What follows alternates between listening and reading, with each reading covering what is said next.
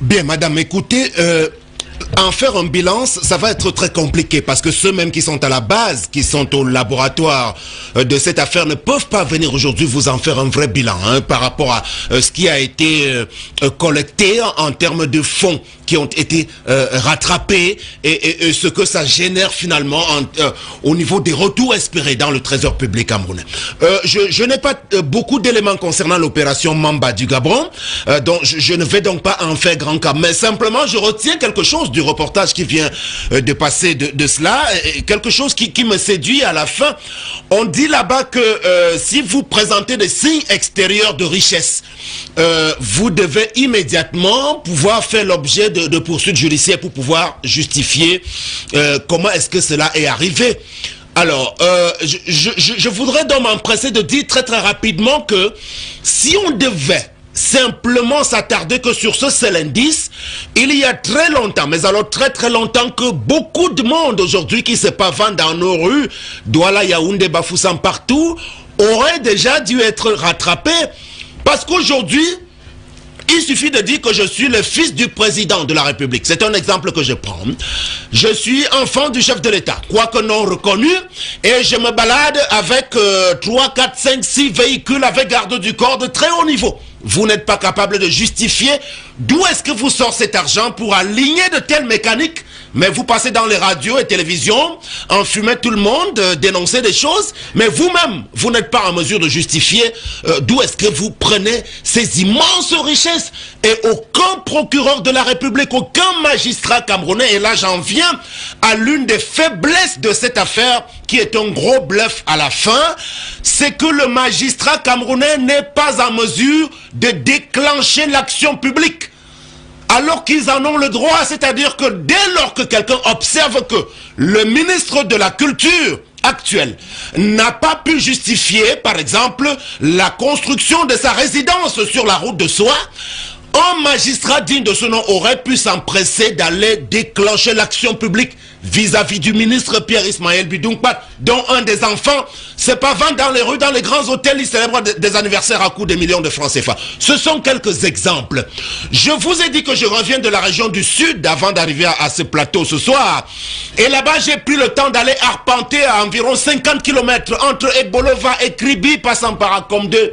C'est une route qui aurait pu être bitumée. Elle a été bitumée sur du papier il y a très longtemps. Mais au jour d'aujourd'hui, que voit-on? Les populations sont dans la souffrance là-bas.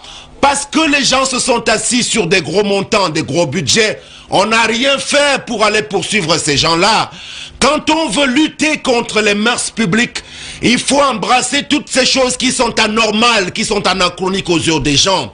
Lorsque vous prenez tout près de Yaoundé ici, entre Esse, Ayos et je sais pas, Soa, il y a également un gros scandale de ce côté-là, sur une petite route qui devait simplement faire 25 km et qui n'a pas pu être terminée. On parle de 39 milliards qui ont été décaissés, chère madame. Je suis au courant de plein de choses à ce niveau-là. On passerait toute la soirée à vous les énumérer. Ce que j'ai envie de dire, c'est que si vous voulez aller lutter contre les prévarications, vous mettez en place en amont des mécanismes tout simplement qui vont éviter que les gens en arrivent à de tels égarements. Vous évitez que des gens fassent 15, 10, 20 ans aux mêmes fonctions, au poste de directeur général, alors que la loi limite à 9 ans la fonction de direction générale au Cameroun.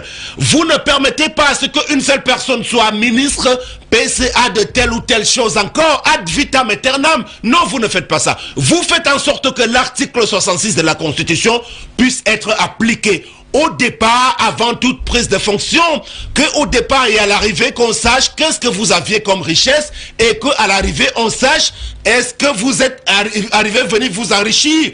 Mais que voit-on au Cameroun? Est-ce qu'on vient s'enrichir dès qu'on devient membre du gouvernement, chère madame? C'est interdit quand on parle de gouvernance. Et je voudrais que sur ce plateau ici et chez vous là-bas à Douala, on puisse convenir de cela. Vous n'êtes pas créateur d'une chaîne alimentaire, vous n'êtes pas un industriel comme Tony Eloumelou, comme Aliko Dangote, comme Amadou Baba Danpoulo ou Paul Fokam Kamounye. Mais d'où vient-il que vous êtes ministre des Finances, ministre de la Santé? Vous devenez multimilliardaire? Ça vient d'où? Ça voudrait simplement dire que la gabégie, elle est travaillée dans un laboratoire parce qu'on ne veut pas faire en sorte que les gens ne puissent pas voler. Pour éviter d'en arriver là, il faut contrôler la dépense publique. Le FMI et la Banque mondiale vous l'ont dit, il faut éviter d'embrasser un maximum de projets au même moment. Mais que voit-on au niveau de la réduction du train de vie de l'État? Est-ce que des efforts ont été faits? De simples incantations. On dit qu'il faut réduire, mais il faut passer de la parole à l'acte. Comme tente de le faire aujourd'hui le ministre Malachi. C'est-à-dire que lorsque c'est bien fait, nous disons on applaudit. Qu'est-ce qui a empêché à M. Alamine Ousmane, mais lorsqu'il était à la tête du département des finances, une grosse chance que d'être nommé ministre au Cameroun, de dire qu'un chef de service ne doit pas avoir tel niveau de véhicule, de dire que les préfets et sous-préfets ne doivent pas avoir des véhicules de type 4x4 qui coûtent 40-60 millions, que ça n'apporte rien et que ça engloutit des fonds pour rien. Qu'est-ce qui l'en a empêché? Mais de simples déclarations, on est fatigué de cela, on est fatigué. Je pense que ce qui arrive aujourd'hui au Cameroun, c'est simplement parce que nous avons affaire à une gouvernance dormante. Pas la faute d'un chef de l'État qui est là ad vitam aeternam, parce qu'il ne peut pas suivre, parce qu'il y a un peu trop de pouvoir entre ses mains, parce que le système politique est présidentialiste, hypertrophié, il est difficile de contrôler, il n'y a pas de décentralisation, chacun en profite pour bouffer dès qu'il a la moindre occasion d'être aux commandes de quelque chose. Parce que par ailleurs également, nous sommes une société d'individualistes, d'égoïstes. Oui, c'est aussi ça la réalité camerounaise. Très bien, parce que quand quelqu'un estime qu'aujourd'hui, ce qui arrive en Algérie ne peut pas arriver au Cameroun, j'ai envie de rigoler parce qu'on a à peu près les mêmes situations, mais nous sommes différents. Nous les Noirs, notre peau noire, effectivement nous sommes noirs dans nos cœurs, parce que eux ils sont des blancs, pour parler trivialement, et là-bas ils se soucient de l'intérêt général encore. Ils ont encore un tout petit peu peur du bien public aujourd'hui. Mais quelle chance, bon Dieu, que d'avoir à gérer les affaires publiques dans son pays. Mais dès lors que vous arrivez, tout ce que nous sommes en train de subir aujourd'hui, je vous ai parlé des difficultés que nous avons à nous soigner, à nous déplacer tout simplement. On appelle ça l'infrastructure de base. Il n'y a pas de développement là où il n'y a pas la route. Ils ont choisi de nous laisser dans le sous-développement parce que dès qu'ils arrivent aux affaires, ils pensent d'abord à renvoyer tous leurs enfants à l'étranger. Ils sont tranquilles, aucun de leurs enfants n'est ici au pays. Ils sont jusqu'en Angleterre, dans de grandes villes, Manchester, partout, c'est là-bas qu'ils étudient. Lorsqu'ils tombent malades, ils doivent partir parce qu'ils sont tous frais payés aux frais de l'État camerounais. L'opération épervier, chère madame, n'a pas vocation à continuer sous cette forme-là. Parce que au-delà du TCS qui a été créé, moi je suis contre un tribunal criminel spécial. On n'en avait pas besoin parce que ça vient engloutir la machine pour rien, grossir cette machine-là. Vous avez déjà quelque chose qui s'appelle le CONSUPE.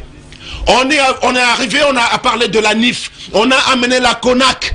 Il y a même la Cour des comptes. Il y a même quelque chose d'autre qui s'appelle l'IGERA. Donc vous avez comme cela une dizaine de choses finalement, mais qui ne peuvent pas être en mesure de réduire la corruption. On continue d'assister à des choses incroyables aujourd'hui au niveau de la gestion des budgets. Comment un type comme David Koto-Eman a pu réussir à faire ce qu'il a fait à la tête de Camtel? Dites-moi, il a créé Yumi, il a trouvé du travail au fils de Nganou Djoumessi. Vous êtes au courant de ça? Comment un type comme André Mamafouda a réussi à être un des hommes les plus riches en Afrique? André Mamafouda. Ça également, c'est la conséquence de ce qu'aujourd'hui, vous avez des gens qui ont pour fonction ministre ad vitam aeternam. Non, monsieur Paul Biya, on ne devient pas ministre à vie. C'est ça qui crée et renferme la corruption. C'est ça qui a sédimenté toutes ces choses-là. Je suis passé par Mbalmayo. C'est une belle ville, une ville historique. Mais une ville aujourd'hui qui n'est plus que l'ombre d'elle-même. Rien n'a changé en Mbalmayo depuis 30, 40, 50 ans. Or, le Nyong Esso a à sa tête des élites de grands noms qui sont des multimilliardaires. Christophe Fouendi, vous savez de qui je parle? C'est l'intendant de la présidence chargé des pavillons présidentiels. Multimilliardaire. Il distribue de l'argent à tout le monde quand vous allez devant son portail. Est-ce qu'on est allé chercher d'où est-ce qu'il prend tout cet argent? C'est l'argent du Cameroun. C'est l'argent du Cameroun. Je suis fatigué d'assister à ça, chère madame. Le Nyongeso a le général Emmanuel Amougou. Il y a là-bas Grégoire Owona. Mais regardez l'image que renvoie Mbalmayo. Nous avons dans la région du Sud Jacques Famendongo. Il a goudronné jusque dans ses plantations. Alors qu'entre Boulevard Kribi passant par Acom 2, c'est le blackout total. Alors qu'il est devenu riche depuis qu'il est chancelier de l'université, il est toujours ministre au jour d'aujourd'hui. Voilà la réalité du Cameroun. La corruption ne peut pas finir tant que le même système est là. Il se reproduit tout le temps, tout le temps. C'est ça la véritable question fondamentale. Et je voudrais qu'on convienne d'un modus vivendi à ce niveau-là. Je termine avec une petite réponse à ce que j'ai entendu tout à l'heure. Non, il n'y a pas de spécialité. Monsieur Tatinda, il n'y a pas de spécialité au niveau des intellectuels qui sont là en détestation du chef de l'État. Non! Vous savez, moi je parle avec le cœur, je suis un enfant du pays organisateur. Je n'ai pas à détester le chef de l'État. Je peux estimer que c'est mon frère à la limite. D'ailleurs, c'est un joli garçon, il a été béni par Dieu. Il est très beau, le président Biya. Mais ce que nous lui reprochons, c'est qu'il a laissé le pays entre les mains de prévaricateurs. Il n'a pas été là pour suivre. C'est ça la vérité fondamentale. Conséquence, un pays aussi riche que le Cameroun est dernier de la classe aujourd'hui en matière de politique publique de développement, malgré tout ce que nous avons. Arrangement